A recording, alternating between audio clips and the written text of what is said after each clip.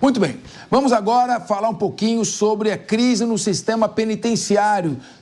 Temos uma rebelião aí, detentos da penitenciária 1 de Franco da Rocha, município localizado na Grande São Paulo, fizeram uma rebelião na tarde do último sábado. O motim começou por volta das 10h30 da manhã e atingiu 2 pavilhões da unidade. O Corpo de Bombeiros foi acionado para apagar as chamas provocadas por um incêndio em colchões e outros itens pessoais. Segundo a Secretaria de Comunicação do Estado de São Paulo, a situação foi controlada pelo Grupo de Intervenção Rápida formado pelos agentes penitenciários. 3 detentos ficaram feridos e foram encaminhados para atendimento hospitalar. Outros 4 presos foram atendidos na enfermaria da unidade por inalação de fumaça. Mas, felizmente, todos estão fora de risco. A motivação deste motim está sendo investigada pela Secretaria da Administração Penitenciária. Em nota, o Sindicato dos Funcionários do Sistema Prisional do Estado de São Paulo afirmou que vem alertando sobre esse risco desde 2022. O governo e todas as autoridades estão atentas para o iminente caos no sistema prisional, decorrente do sucateamento das unidades e do déficit de 1/3 dos policiais penais. Ainda segundo o Cifuspesp, que é o Sindicato dos Funcionários Policiais Penais do Estado de São Paulo, é preciso recompor o efetivo de polícias penais, investir na infraestrutura e equipamentos de segurança. Bem, meu querido Diego Tavares, acumular seres humanos dentro de prisões pode não ser a prioridade para quem está fora do presídio. Mas se isso não for feito, como ficarão as sucessivas rebeliões? E segundo, primeiro uma análise preventiva. E a segunda análise que eu quero que você faça é o seguinte: se você chegar na sua casa hoje, pegar o colchão da sua cama e tacar fogo no colchão da sua cama, sua mulher não vai mandar você comprar outro? Ou você vai ligar para o governo e pedir para instalar um colchão de graça? Olha, eu não sei se a dona Bárbara deixaria eu sobreviver a esse episódio. Possivelmente eu receberia aí uma pena de morte. Então, eu acho que receber bala de borracha. Então, os presos podem trabalhar, não sei se estão trabalhando, se tem condição ou não, eles ganham 3/4 do salário mínimo, não são regidos pela CLT, têm direito à formação do pecúlio, mas desse valor se desconta algumas despesas. Dentre elas, quem queimou o colchão, que pague pelo colchão, o que não significa que o governo não deva investir para modernizar. Foi o que você estava me falando antes de entrar o tema, mas eu queria ver se você confirma isso aqui ou se vai afinar. Não, sem dúvida nenhuma, professor Capeza, a gente sustenta aqui as opiniões. Capeza, essa notícia é aquela que entristece, mas não surpreende. É o que semana após semana nós estamos falando aqui na bancada do Linha de Frente, de todos os programas aqui da Jovem Pan News. Existe um sucateamento no sistema carcerário, existe uma debilidade em relação a praticamente todas as estruturas que envolvem a custódia de presos no Brasil. E com isso, o crime organizado está tomando conta dessas instituições. A partir do momento que você pisa em uma penitenciária, da porta para dentro, muito possivelmente já não é mais o Estado quem dá as cartas, já não é mais a Constituição Federal que está ali vigente. O que está vigente é a legislação do crime organizado, porque ali, a partir de então, se tornou um Estado paralelo, se tornou um território paralelo. E enquanto nós não entendermos a profundidade desse problema e a gravidade desse problema, que só aumenta juntamente com o aumento do tamanho e do poder das facções criminosas, nós vamos continuar noticiando fatos como esse aqui nos programas da Jovem Pan. E, infelizmente, nós precisamos que nossa classe política, independentemente de direita, de esquerda, se é o político A ou o político B, entenda que é uma medida de civilidade aqui no Brasil que nós tratemos da reestruturação do sistema carcerário, do sistema de justiça, das nossas políticas penais. Porque hoje nós temos o crime organizado utilizando o Estado Democrático de Direito para destruir o Estado Democrático de Direito. Então, é uma situação lamentável e algo que pede atenção urgente. A gente não pode normalizar que um sindicato dos servidores penitenciários, por exemplo, me fugiu o nome da instituição agora, mas a gente não pode normalizar que esse sindicato faça um alerta. Sim. Cifuspesp. Cifuspesp. A gente não pode normalizar que esse sindicato emita um alerta no ano de 2022 e hoje, já passada a metade de 2024, nada tenha sido feito. A gente não pode admitir o déficit na ordem de 33% dos agentes penitenciários, por exemplo. Porque quem paga lá na ponta, quem acaba sofrendo as consequências nefastas desse tipo de sucateamento é a sociedade. Então, ficam aqui os nossos votos de que a nossa classe política como um todo entenda o tamanho do problema do crime organizado e do sucateamento das penitenciárias e adotem, pelo menos, alguma medida para que a sociedade não fique vulnerável. João Belutti. E você vê que a pesquisa, como o Diego colocou, já é um problema sabido, né, de conhecimento geral. É claro que é tudo muito preliminar ainda, mas eu não espanto também que essas rebeliões têm sempre impacto eleitoral também, né? Ano de eleição tudo acaba tendo impacto eleitoral. A gente tem um déficit de vagas nas cadeias, né, dos agentes que cuidam dos presos e também tem esse discurso que prende muito. O Brasil não prende muito, o Brasil prende pouco. Tem que prender mais e construir mais cadeias para alocar esses presos e que sejam descontados deles, né? Porque esse crime de rebelião, né, o crime ali, se juntar num grupo criminoso, está tudo previsto na legislação e tem que adicionar isso à pena desses cidadãos que cometeram essa rebelião, tem que adicionar deles, tem que impactar na saidinha também, né? O argumento é, meu Deus, a saidinha vai virar um barril de pólvora ao presídio, mas ele já não é um barril de pólvora, ele já é, né, na verdade, então só vai piorar. Então que se adotem políticas e que se reforme o Código Penal de uma vez por todas como um todo, que a gente fica enxugando o gelo, agora acabou a saidinha, agora diminuiu a pena ali, aumenta ali. Tem que reformular como um todo e acabar com essas benesses que são muitas. O Brasil tem hoje 852 mil presos definitivos, né, cumprindo... Não, 852 mil presos no total. No total. 208 mil são presos provisórios.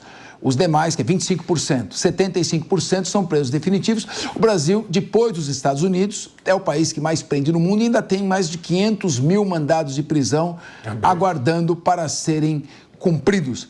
Eu quero ouvir o Wilson Pedroso e vou deixar a análise mais sociológica para o Guilherme Mendes ao final. Bom, o Capês, o presidente do sindicato se chama Fábio Jabá. Eu conversei um pouco com ele essa semana, justamente por conta das rebeliões que nós tivemos a semana passada ou retrasada no presídio de Butantã, e ele relatou: o grande problema do sistema penitenciário é a falta de investimento. Falta de investimento em infraestrutura e falta de investimento em recursos humanos, inclusive ampliando o número de policiais penais nas penitenciárias, que ainda comparado com outros países, é muito pequeno. Ele me deu o dado no dia, eu não lembro se é 1 para cada 10 e nós temos 1 para cada 40, eu não lembro direito. Mas ele relatou, e isso causa a superlotação, e a superlotação, com um número menor de polícia penal e a infraestrutura dos presídios de forma decadente, porque você pega as imagens daquele presídio do Butantã que houve fuga na semana passada, um presídio deteriorado, faltando manutenção, onde a fuga ocorreu de forma quase que saindo pela porta da frente. Falta investimento e falta também, porque essa história de rebelião, todo mundo sabe que até por conta da história da saidinha, parte desses detentos iam tentar escapar e fazer rebelião. Falta o quê? O governo do estado ou o governo federal usar tecnologia para inteligência, para prever esse tipo de situação, Porque se for imaginar, nem a vistoria que é feita de madrugada ou feita ao final do banho ou pela manhã, os policiais penais estão fazendo, porque muito do que se escuta e do que se vê nas rebeliões ou nas fugas, se eles passassem com aquela caneca para ouvir onde tinha o ferro do cilindró cortado, a própria caneca já identifica, não precisa nem de tecnologia, estou falando uma caneca, é só bater a caneca ou bater o cacetete, já percebe onde os detentos cortaram parte da cela até para fazer o furo para poder fugir. Então, falta investimento em infraestrutura e falta investimento em recursos humanos. Presidente Fábio Jabá, o nosso apoio, a nossa admiração e nossa solidariedade a todos os policiais penais. Em 2006, eu estive no cemitério da Vila Nova Cachoeirinha, acompanhando o enterro do então presidente do Sindicato dos Policiais Penais, na época se chamava Polícia Penitenciária, e estava lá em razão do PCC, daqueles ataques da organização criminosa PCC, em maio de 2006, quando toda a população estava legitimamente dentro de casa. Eu senti que era meu dever ir até o cemitério prestar solidariedade à família dele. Nosso apoio, a Jovem Pan apoia o trabalho da polícia em todo o país. Eu queria ouvir o Guilherme Mendes. Guilherme, como é que fica essa questão das rebeliões? Que loucura isso, hein? É uma coisa que ela diminuiu muito, mas ainda esporadicamente continuam ocorrendo, mais do que em qualquer outro país do mundo. Capês, a pergunta que fica, pelo menos do meu ponto de vista, é o porquê não há o investimento? E a minha tentativa de resposta vem no sentido de que uma parte considerável da sociedade apoia ou acredita que, de fato, um detento, um prisioneiro, ele tem que apodrecer naquele local onde ele está preso. Na medida em que a pessoa vislumbra a possibilidade de perecimento, de apodrecimento, de morte lá dentro, ninguém vai colocar dinheiro num ser humano que, no dizer e no entender de alguns cidadãos, é um cidadão de segunda categoria. Os governantes, que também não são bobos, que vivem do voto, vivem do apoio popular, atendem a esse desejo de parte da sociedade, de modo que não colocam dinheiro ali porque parte daqueles seus eleitores, parte substancial daqueles que formam opinião, acreditam que, de fato, aquela é uma escória da sociedade que não merece qualquer tipo de investimento, sequer R$1. Desse raciocínio vem, então, aí o passo subsequente, como o Diego bem falou, aquela pessoa que está ali não morre, porque não existe pena capital no Brasil, ela tem que ficar ali encarcerada, com condições subhumanas, e quem vem oferecer a solução para aquele martírio? O crime organizado.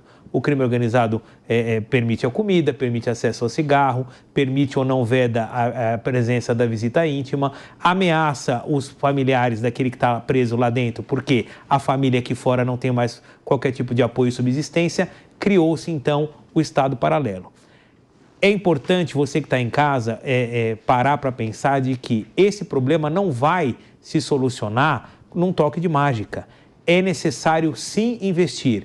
É necessário, sim, gastar para se tentar recuperar aquelas pessoas, ou que elas não sejam recuperadas, pelo menos que elas não tenham que se curvar ao crime organizado, para que esse cenário que o Diego bem descreveu não venha a perpetuar um sistema em que o preso entra lá com um grau de periculosidade pequeno, é forçado, é instigado a cometer outros crimes dentro ou fora do presídio, e essa máquina vai se retroalimentando. Se a gente não parar e entender que aquelas pessoas, por pior que tenham sido os erros que elas tenham cometido, por pior que sejam os crimes que elas tenham cometido, elas estão sob custódia do Estado, e o Estado tem sim que investir na sua manutenção e na sua melhoria, na sua... Me faltou aqui a palavra... Infraestrutura, aprimoramento? Na sua redenção. Redenção tem um caráter religioso. Não é? A recuperação social. Recuperação? Ressocialização, essa é a palavra. Bem questionável. Mas essa é a palavra. Se a gente não acreditar que quem errou merece e tem que ter direito a uma segunda chance, esse problema jamais vai ser resolvido. E aí também fica uma outra questão. O João pontuou um lado da política eleitoral. Será que parte disso não vai para um caminho de uma privatização do sistema prisional? Porque na medida em que eu pago por detento, passa a ser um grande negócio. E nós estamos praticamente deixando as penitenciárias de uma forma inviável. O Capês colocou aqui a questão do colchão, mas eu imagino o desespero de quem está dentro de um lugar que coloca fogo numa estrutura onde ele não pode fugir. Isso não é simples. Você coloca o fogo ali dentro de uma cela, mas você não tem como correr. E se esse fogo aumenta, quer dizer, você está colocando fogo em si mesmo. Quem é o tipo de pessoa que faz isso? Será que não é aquele que está num grau de desespero tamanho? Porque não dá para botar fogo e sair correndo. É botar fogo e ficar lá na grade. Bom, se a pessoa chega a esse ponto, será que realmente a gente não tem que olhar que algo de muito errado está acontecendo ali? E eu não estou aqui defendendo preso, eu não estou dizendo que são anjos, não é nada disso. Agora, uma coisa que merecem ser tratados de uma forma digna. Bom, todo mundo merece uma segunda chance. A questão é o planejamento de investimento para que isso seja possível. Porque a lei de execução penal vai completar 40 anos de vigência ele não completou, no dia 1º de janeiro de 2025. E ela foi muito bem elaborada, mas redundou num grande fracasso. Sabe por quê? Porque não houve investimento.